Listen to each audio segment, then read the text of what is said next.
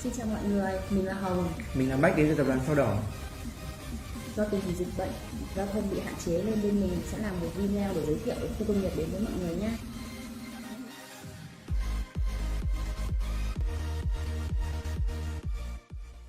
Phần giới thiệu của chúng mình thì sẽ bao gồm 3 phần. Phần đầu tiên thì mình sẽ giới thiệu về cái môi trường đầu tư ở thành phố Hải Phòng. Phần thứ hai là sơ lược về tập đoàn Sao Đỏ. Và phần cuối thì mình sẽ đi sâu hơn vào khu công nghiệp Nam Đình Vũ. Và ở cuối video bên mình sẽ dẫn các bạn đi trực tiếp tham quan các lô đất khu công nghiệp của bên mình nhé. Có thể chia sẻ với mọi người về tình hình thu hút FDI của Hải Phòng trong nửa năm đầu của 2020 này không? Thì trong quý 1 năm 2020 thì tình hình FDI Hải Phòng có suy giảm đôi chút, nhưng mà so với cùng kỳ thì cũng không quá lớn. Và sắp tới thì mình thấy là Hải Phòng sẽ sắp có rất là nhiều dự án mới. Phải là những siêu dự án. Tại vì thực tế là hiện tại là Hải Phòng đã là điểm đến thu hút đầu tư rất là lớn tại miền Bắc rồi, và cũng nhiều tập đoàn đã lựa chọn Hải Phòng là địa điểm đầu tư, ví dụ như là LG của Hàn Quốc, Bridgestone của Nhật Bản hay là Regina Miracle của Hồng Kông. Như vậy là Hải Phòng không chỉ thu hút đa ngành nghề mà còn đa quốc gia nữa phải không Bách? Đúng rồi. Lý do mà Hải Phòng có thể thu hút được nhiều nhà đầu tư như vậy là do Hải Phòng sở hữu hệ thống giao thông rất là hoàn chỉnh, bao gồm từ sân bay quốc tế, các cái tuyến đường sắt sang Trung Quốc, các cái tuyến đường bộ, và đặc biệt là hệ thống cảng biển Hải Phòng là rất là nổi tiếng tại khu vực miền Bắc.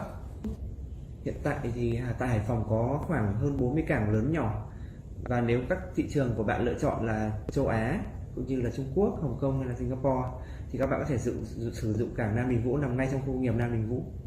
Còn đối với các khách hàng có nhu cầu xuất nhập khẩu sang châu Mỹ, châu Âu hoặc các châu lục khác thì chúng ta có thể sử dụng cảng nước sâu Lạch Huyện, chỉ cách khu công nghiệp Nam Đình Vũ 15 km thôi.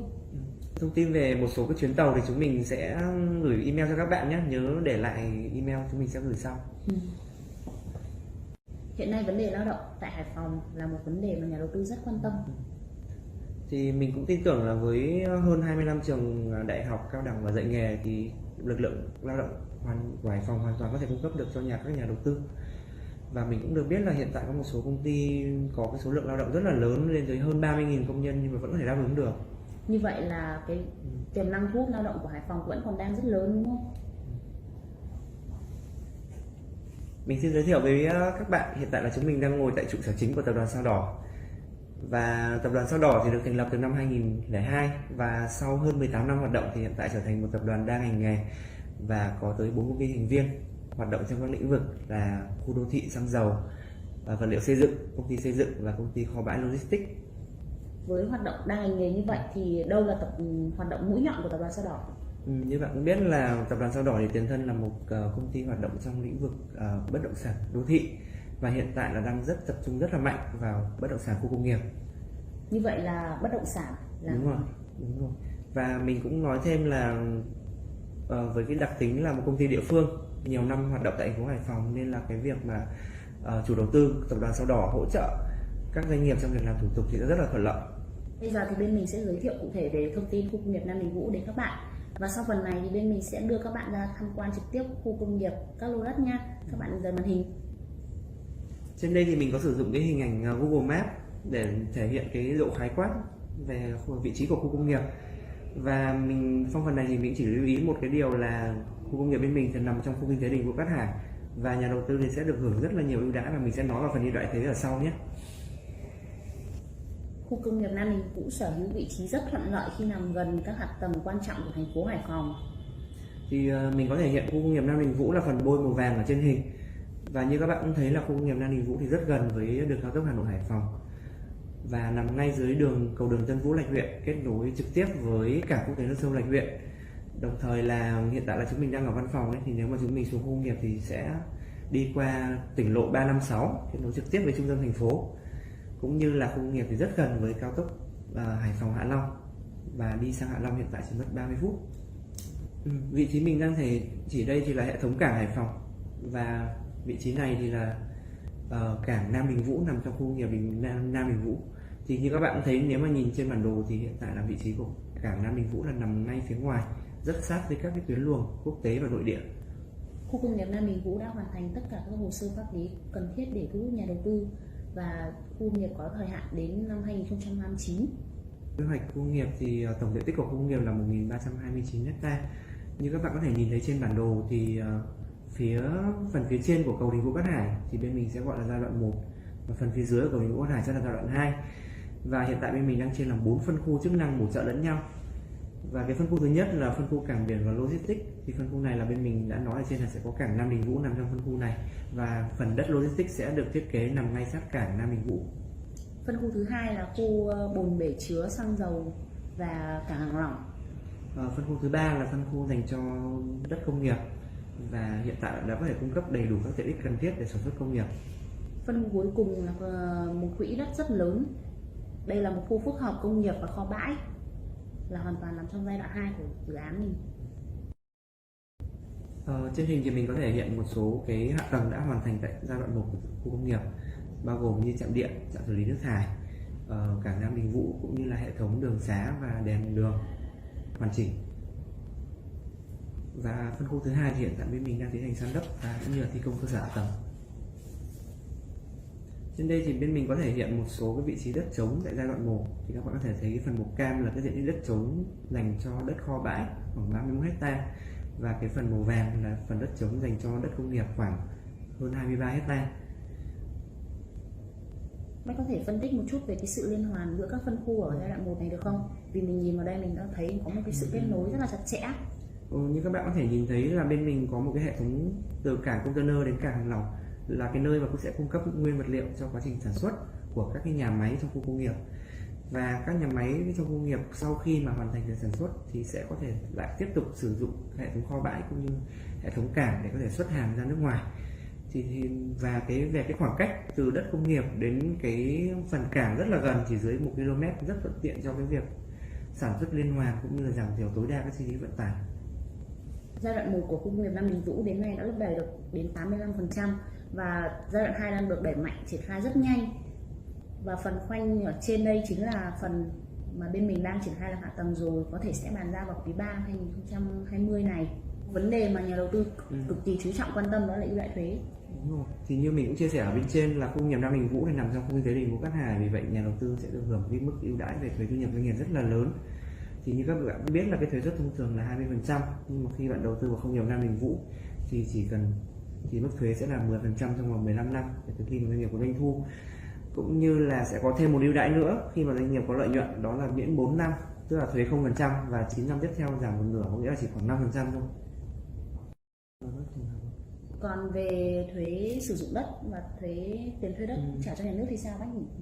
Cái này thì mình cũng được biết là một số công nghiệp thì họ có thu cái tiền thuê đất trả cho nhà nước hàng năm, nhưng mà các bạn hãy yên tâm là trong khu công nghiệp Nam Đình Vũ thì do bên mình được miễn, nên là các nhà đầu tư thứ cấp cũng sẽ được miễn toàn bộ cái tiền thuê đất hàng năm trả cho nhà nước, cũng như là tiền thuế sử dụng đất trong toàn bộ thời gian của dự án. Trong toàn bộ thời gian dự án đến 2059. Còn một vấn đề nữa đấy là hiện nay mình đang thấy có một số tỉnh thành đang rất khó để thành lập doanh nghiệp chế xuất, thì không biết là hiện tại chính sách tại khu công nghiệp Nam Đình Vũ và Hải Phòng thì như thế nào? Đúng rồi, hình như là mình cũng được biết là Bắc Ninh và Hải Dương là hiện tại là khá là hạn chế cái doanh nghiệp chế xuất. Nhưng mà các bạn là vào Hải Phòng thì hiện tại thành phố Hải Phòng vẫn đồng ý cấp cho các cái doanh nghiệp chế xuất, và các cái ưu đãi thì sẽ vẫn hưởng như bình thường, nên các bạn hoàn toàn có thể yên tâm. Trên đây là các cái bước đầu tư thông thường khi mà một nhà đầu tư có lựa chọn khu công nghiệp Nam Đình Vũ là địa điểm đầu tư. Trông có vẻ là rất là phức tạp và nhiều bước phải không bác? Các bạn cũng đừng quá lo, tại vì là tập đoàn Sao Đỏ sẽ đồng hành các bạn trong suốt quá trình thực hiện các cái thủ tục đầu tư này. Và đặc biệt là tập đoàn còn có một cái ưu đãi đối với nhà đầu tư, đó là miễn phí tới 3 thủ tục đầu tư. Thứ nhất là giấy chứng nhận đăng ký đầu tư, thứ hai là giấy chứng nhận đăng ký doanh nghiệp, và thứ ba là giấy chứng nhận quyền sử dụng đất. 3 thủ tục luôn. Tức là các bạn chỉ cần có gửi thông tin cho bên mình, và bên mình sẽ tự soạn hồ sơ làm việc cơ quan nhà nước để ra được các giấy tờ đấy. Còn về tiến độ thanh toán thì sao bác ơi? Tiến độ thanh toán thì mình có thể hiện trên hình vẽ luôn. Thì sau các cái bước là hợp đồng giữ đất, hợp đồng thuê đất, bàn giao đất và giấy chứng nhận đăng ký, giấy chứng nhận quyền sử dụng đất, thì các bạn sẽ hoàn thành toàn bộ tiền thanh toán cho bên mình với tỷ lệ tương ứng là 10, 40, 30 và 20%. Mình đang đứng ở trụ sở của tập đoàn Sao Đỏ đây.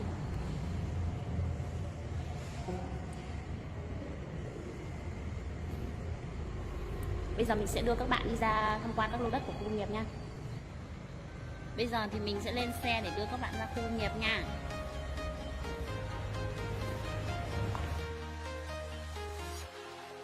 Walking alone, the streets are empty.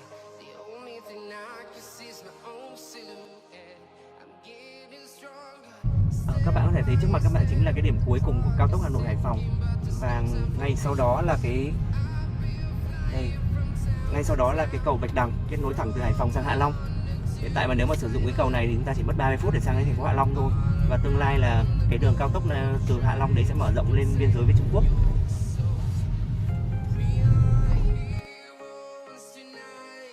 Chúng ta vẫn đang ở trên con đường tỉnh lộ 356. Đây là hệ thống cảng Hải Phòng. Thì các bạn có thể thấy rất là nhiều hệ thống kho bãi và cầu cảng.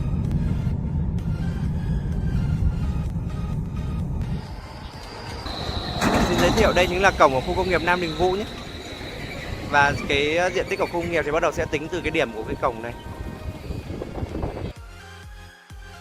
Đây là tuyến đường trục chính của khu công nghiệp Nam Đình Vũ. Đây là một tuyến đường 46m. Ngoài ra thì khu công nghiệp Nam Đình Vũ cũng bố trí các cái tuyến đường nội bộ khác là 34m và 23m, là bao gồm cả vỉa hè và giải phân cách. Thì các bạn có thể nhìn thấy là các cái khu vực dành cho logistics của khu công nghiệp Nam Đình Vũ và sẽ rất là gần đối với cảng biển Nam Đình Vũ.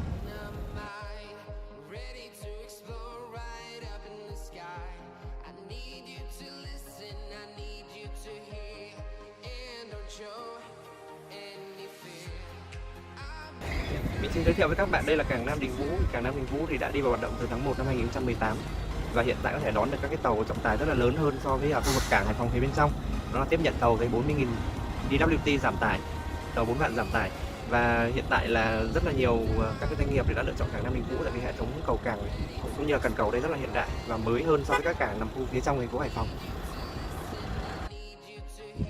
Đây là nhà máy của công ty cổ phần hóa chất Vico với diện tích là 1 hectare, tại đã đi vào hoạt động sản xuất. Ngoài ra thì trong khu công nghiệp hiện tại đang còn rất nhiều các nhà đầu tư khác cũng đang tiến hành các quá trình xây dựng cũng như là làm các thủ tục cần thiết để có thể sớm đi vào hoạt động.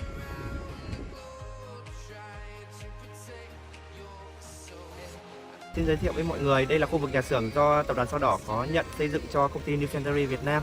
Đây là một công ty đến từ thành phố Trùng Khánh của Trung Quốc và hiện tại đang sản xuất các cái sản phẩm xe địa hình, xuất khẩu chủ yếu sang thị trường Mỹ.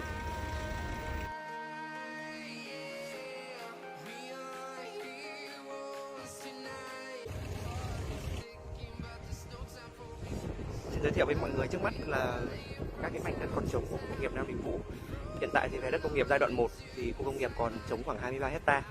Cái phía trước mặt đây là cái diện tích đất trống của lô CN5 khoảng diện tích là 5 hectare. Ngoài ra thì bên khu công nghiệp còn có một diện tích đất trống khoảng 16 hectare. Nhà đầu tư khi mà quyết định ký kết hợp đồng với khu công nghiệp Nam Đình Vũ thì khu công nghiệp sẽ bàn giao theo cái cao độ mà nhà đầu tư yêu cầu. Có nghĩa là cái mặt bằng phía trước này bên phía khu công nghiệp sẽ làm lại san phẳng để đảm bảo cái tiến độ bàn giao cho nhà đầu tư một cách chuẩn xác nhất.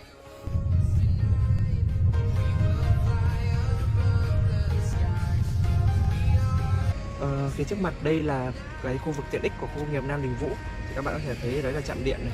Bên cạnh trạm điện sẽ là trạm xử lý nước thải cũng như là trạm bơm nước.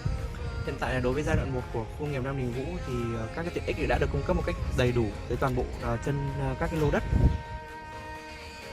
Hiện tại là mình đang trên cái đường dẫn sang từ giai đoạn 1 sang giai đoạn 2, hay còn gọi là khu phía Nam của khu công nghiệp Nam Đình Vũ. Như các bạn có thể thấy là hiện tại là đường xá gần như là xe có thể đi qua được rồi.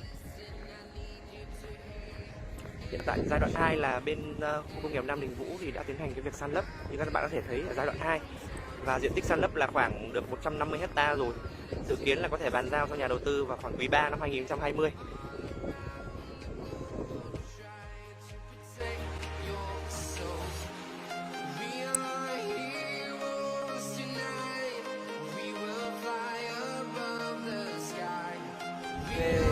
Bọn mình vừa đã đưa các bạn đi tham quan một vòng khu công nghiệp Nam Đình Vũ rồi. Thì nếu các bạn quan tâm đến khu công nghiệp Nam Đình Vũ hoặc có đối tác quan tâm khu công nghiệp Nam Đình Vũ cũng như là có các câu hỏi cần đặt thì các bạn hãy chuyển các câu hỏi đến phần liên hệ với mình để trên này nhé. Xin cảm ơn. Cảm ơn.